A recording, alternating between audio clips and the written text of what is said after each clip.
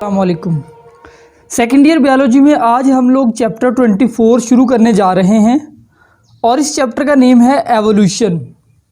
बहुत ही interesting chapter है ये और इस चैप्टर को पढ़ के आपके बहुत सारे जो एवोल्यूशन के बारे में कॉन्सेप्ट है वो भी क्लियर होंगे और इस चैप्टर में से लॉन्ग क्वेश्चंस भी आएंगे बोर्ड की स्कीम के मुताबिक और शॉर्ट भी आएंगे। एक लॉन्ग इसमें से बनेगा और 3 शॉर्ट हैं और फिर एमसीक्यूज भी है। तो बहुत ही अहम चैप्टर है, बड़ा इंटरेस्टिंग चैप्टर है, पढ़ने का आपको बड़ा मज़ा आएगा ये चैप्टर। शुरू करते हैं। एवोल्यूशन। एवोल्यूशन का लिटरल मीनिंग है इर्तका और इर्तका कहते हैं चेंज को। इर्तका का मतलब होता है तब्दीली आना, ट्रांसफॉर्मेशन होना। तो हमारे इर्द गिर्द जो है वो बहुत सी जगह है जहाँ पे एवोल्यूशन हो रही है।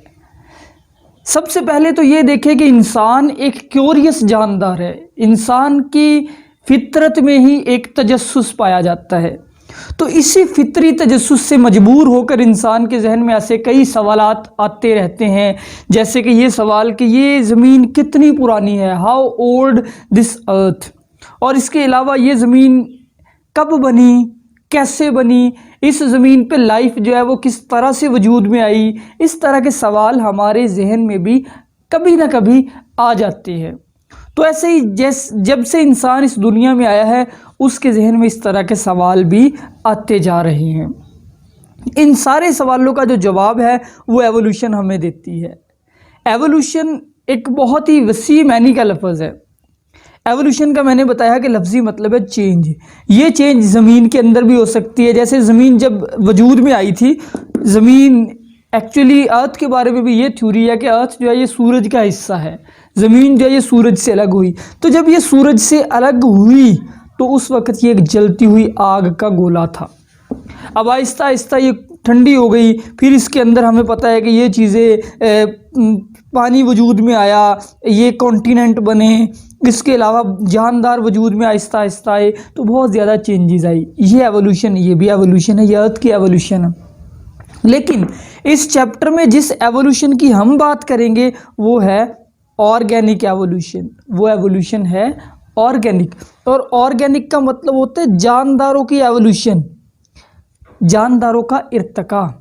यानी कि हमारा बेसिकली इस चैप्टर के अंदर हमने ये पढ़ना है कि लाइफ कैसे वजूद में आई। ये बहुत ही एक कंट्रोवर्शियल थ्योरी है एवोल्यूशन की। अभी भी बहुत सारे साइंसदान एवोल्यूशन को नहीं मानते। तो पहले तो एवोल्यूशन के एक सिंपल सा कॉन्सेप्ट समझे। एवोल्यूशन इस चीज़ का नाम है कि ज़मीन पे जो लाइफ आज है पहले ये ऐसी नहीं हुआ करती थी। यानी जो अर्ली लाइफ थी वो बिल्कुल ऐसे नहीं है जैसे आज है, वो इससे टोटली डिफरेंट थी। वो जानदार टोटली डिफरेंट थे और आहिस्ता आहिस्ता ग्रेजुअली जानदारों में चेंजेस आने से ये वाली ज़िंदगी वजूद में आई जो आज हमारे सामने है। इस चीज़ का नाम एवोल्यूशन है। यानी जानदारों में चेंजेस आने का नाम और उन चेंजेस के नतीजे में नए जानदार बनने का नाम एवोल्यूशन है, इर्तका है। बुक के अंदर जो डेफिनेशन लिखी हुई है वो ये है कि processes that have transformed life on the earth.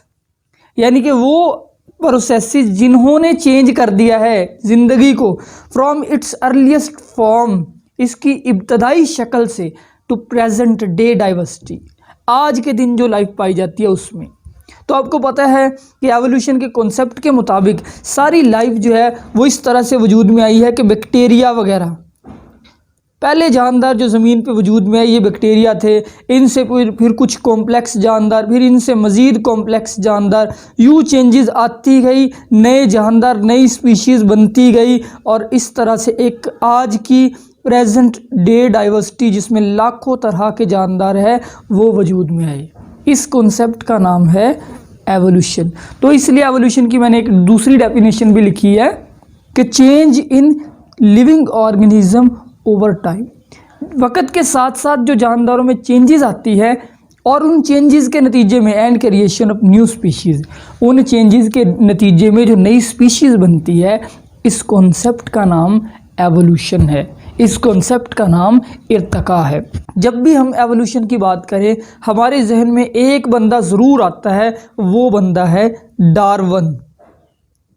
Evolution का कॉन्सेप्ट डार्विन के नाम के बगैर अधूरा है, क्योंकि जो सबसे पहली और सबसे बेहतरीन एवोल्यूशन की थ्योरी पेश की वो एक्चुअली पेश ही डार्विन ने की थी।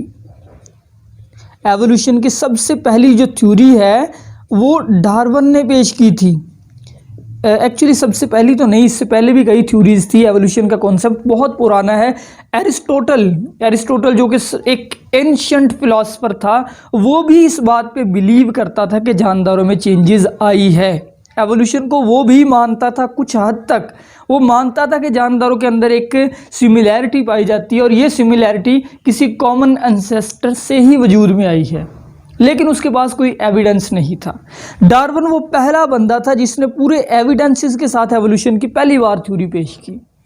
और भी कई थ्योरीज इससे पहले पेश की गई, इवन इसके बाद भी पेश की गई, लेकिन सबसे जो कंप्रीहेंसिव थ्योरी है, जो सबसे वाइडली एक्सेप्टेड थ्योरी है, वो डार्विन की ही है। क्योंकि इसने अपनी थ्योरी के अंदर एक मैकेनिज्म भी दिया एवोल्यूशन का। उस मैकेनिज्म का नाम है नेचुरल सिलेक्शन। डार्विन की मशहूर ज़माना थ्योरी, जिसको आमतौर पे कुछ लोग इस नाम से जानते हैं जी, बंदरों से इंसान बना। तो सिर्फ डार्विन की यही थ्योरी नहीं है कि बंदर से इंसान बना, नहीं, इसके अंदर और बहुत सारे पॉइंट्स हैं। ये पूरी लाइफ को एक्सप्लेन करती है कि किस तरह एक सिंपल तरीन जानदार से कॉम्प्लेक्स तरीन लाइफ बनी। तो कुछ साइंसदान अभी भी ऐसे हैं जो एवोल्यूशन को सिरे से मानते ही नहीं हैं। नेक्स्ट हमारा टॉपिक है एवोल्यूशन वर्सेस स्पेशल क्रिएशन। मैंने कहा कि कुछ लोग अभी भी ऐसे हैं जो एवोल्यूशन को नहीं मानते, तो वो इस दूसरी थ्योरी पे बिलीव रखते हैं जिसका नाम है स्पेशल क्रिएशन की थ्योरी। ये भी एक थ्योरी है। याद रखें, एवोल्यूशन कोई लॉ नहीं है, थ्योरी है। थ्योरी गलत हो सकती है, लॉज जो है वो गलत नहीं होते। तो एवोल्यूशन एक थ्योरी है। जो लोग एवोल्यूशन को मानते हैं उनको हम कहते हैं एवोल्यूशनिस्ट। और एवोल्यूशनिस्ट के अंदर सबसे बड़ा नाम है डार्विन का। डार्विन मानता है एवोल्यूशन को और डार्विन ने ही थ्योरी पेश की। तो थ्योरी ऑफ एवोल्यूशन के मुकाबले में जो दूसरी थ्योरी है उसका नाम है स्पेशल क्रिएशन। ये थ्योरी जो है, मैं एक्सप्लेन इसको भी करता हूँ। इस थ्योरी को मानने वाला जो लोग हैं वो कहलाते हैं नेचुरलिस्ट, और उनके अंदर सबसे बड़ा नाम है नेचुरलिस्ट में कैरलस लीनियस। कैरलस लीनियस वो बंदा है जो एवोल्यूशन को नहीं मानता और थ्योरी ऑफ स्पेशल क्रिएशन को मानता है। अब इन दोनों थ्योरीज में फ़र्क क्या है?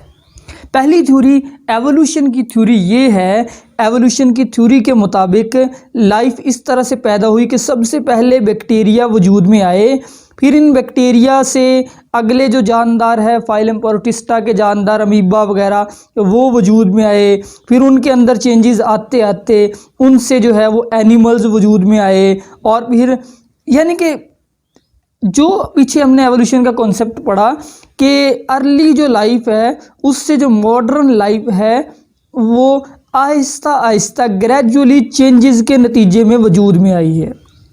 तो शुरू के अंदर यानी सिर्फ बैक्टीरिया थे, आज से करोड़ों साल पहले, उनमें चेंजेस आती गई, नई स्पीशीज़ बनती गई, और डार्विन इसको मानने वाला है। और दूसरी थ्योरी है थ्योरी ऑफ स्पेशल क्रिएशन। का मतलब क्या है? सबसे पहले स्पेशल का मतलब होता है ख़ास, एंड क्रिएशन का मतलब होता है तख्लीक। तो मतलब क्या बन गया? खसूसी तख्लीक।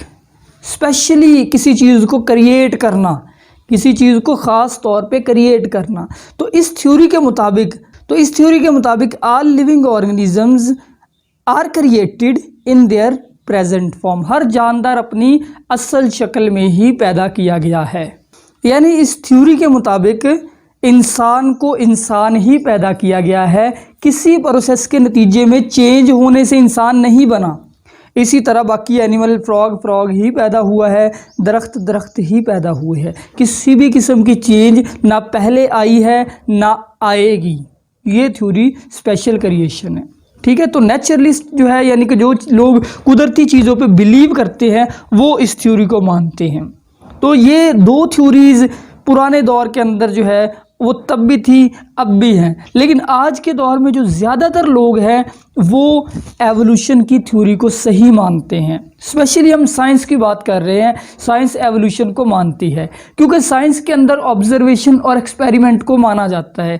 तो एवोल्यूशन की थ्योरी के हक़ में ज़्यादा ऑब्जर्वेशन है, स्पेशल क्रिएशन के हक़ में कोई ख़ास ऑब्जर्वेशन नहीं है, इसलिए स्पेशल क्रिएशन को नहीं माना जाता। और इस टॉपिक का एक जो क्वेश्चन है वो है, साइंटिस्ट कुछ यहाँ पे लिखे हुए हैं जिनका रोल है एवोल्यूशन के अंदर, वो आपने याद करना है, वो बुक से ही आपने याद करनी है। तो पहले नंबर पे है लीनियस यानी कैरोलस लीनियस। इसने क्या किया, सॉर्ट का मतलब है तरतीब देना है, and found order in diversity of life. Sort and found order का मतलब है यानी कि इसने अरेंज किया जानदारों को ग्रुपों के अंदर। आपको पता है पिछली क्लास में आपने पढ़ा है कि कैरोलस लीनियस ने क्लासिफिकेशन की, तो इस चीज़ को आप कह सकते हैं classification. And introduced binomial nomenclature, फिर इसने बाइनोमियल नोमेनक्लेचर मुतारफ़ करवाया। फिर लैमार्क है, इस बंदे का जो काम है वो है published his theory of evolution. Evolution की थ्योरी लैमार्क ने भी पेश की थी, वो हम इस चैप्टर में आगे चल के पढ़ेंगे।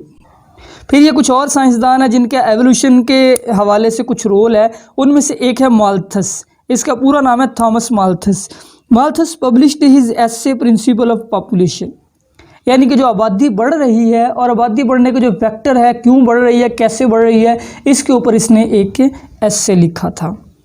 तो इसके एसे का मेन जो थीम है वो हम डार्विन की थ्योरी जब पढ़ेंगे उस वक्त मैं आपको बताऊंगा कि इस थ्योरी का क्या रोल था। फिर एक साइंसदान है Cuvier, contributed much to science of palaeontology. Evolution के जो ज़्यादातर सबूत है, जो एविडेंसेस है, वो पैलियोंटोलॉजी से आते हैं। Palaeontology actually study of fossils and explain earth history by catastrophism. Catastrophism एक थ्योरी है, ये ऐसी थ्योरी है जो ये कहती है कि ज़मीन जो है एक हादसे के नतीजे में वजूद में आई। कैटास्ट्रॉफिज्म एक्चुअली किसी हादसे जैसे जलजिला वगैरह को कहते हैं। फिर एक साइंसदान है loyal published his principle of geology. इसने जो ज़मीन के स्ट्रक्चर है इसके प्रिंसिपल लिखे। डार्विन का आपको पता है कि डार्विन ने एक तो वॉयज ऑफ बीगल यानी जो बीगल बहरी जहाज़ है उस पर सफ़र किया, उसके अलावा begin his notebook on the origin of species and wrote an essay on the origin of species. यानी ये दोनों चीज़ें हैं एक्चुअली एवोल्यूशन की थ्योरी इसने पेश की। फिर है मेंडल का काम आप 10th में पढ़ा है कि इसने इनहेरिटेंस पे काम किया। एक साइंसदान है Wallace, sent his theory to Darwin. इसने डार्विन जैसी ही एक थ्योरी लिखी थी और फिर वो डार्विन को भेज दी थी।